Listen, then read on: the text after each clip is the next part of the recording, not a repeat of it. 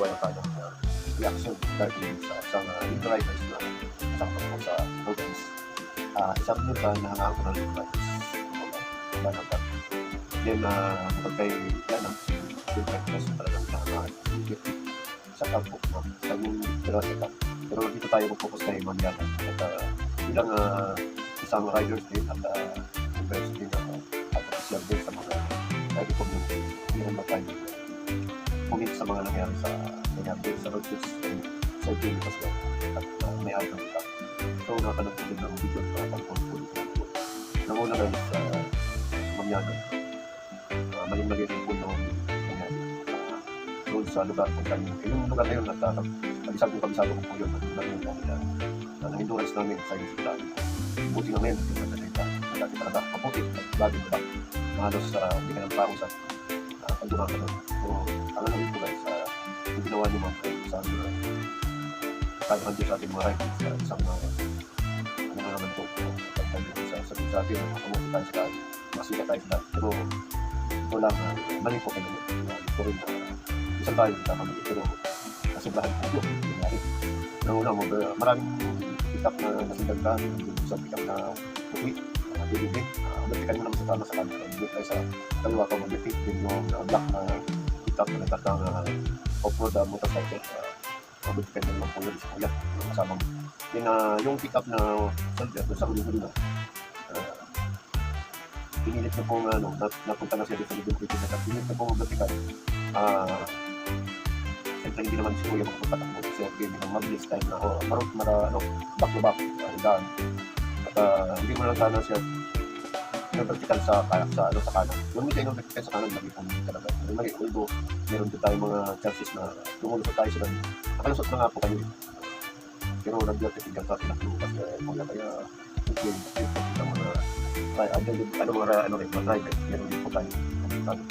Pananap ka. Ginawa mo, nakikita tayo ng tao. Ikaw pa yung kalit.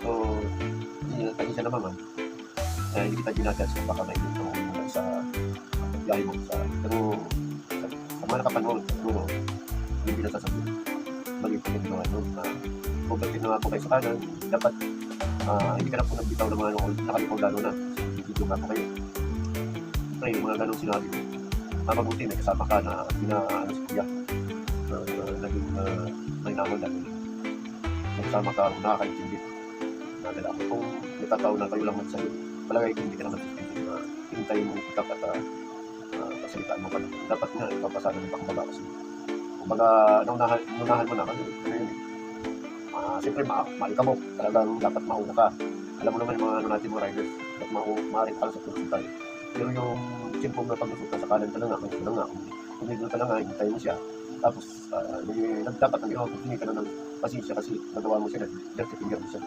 ng tawag natin ka. So, yun po ay isang maling gawa natin yung mga natin. So, dapat release this time. Kaya mo tayo may sign of this sa daan. Kahit mga commerce na mga ating mga kasabayan sa daan. Yung ano lang tayo. At chill lang. Para iwas lang sa ulok. So, yun lang po ang masasabi ko ma'am.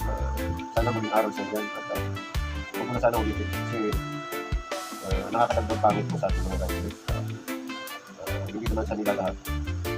Pero karamihan nangyayari talaga. Mayroong mga talagang pagbukan. So sana mag-aral lang sa ating gumagamit na kasal. Maging po tayo disiplinado at maging din po tayo kasi hindi lang po tayo gumagamit ng kasal. Nauna yung ating bisa kahirap lang po lang. Hindi tayo pili po na tanggalan tayo ng business anin sa pagkakamalian. So yun lang po at right safe sa mga kasama natin, mga kapatid riders. Inatang right safe na diwanan. Mabuhay. Kay Kuya Timmy, saludo ako sa iyo dahil naging nagpakambaba ka pa.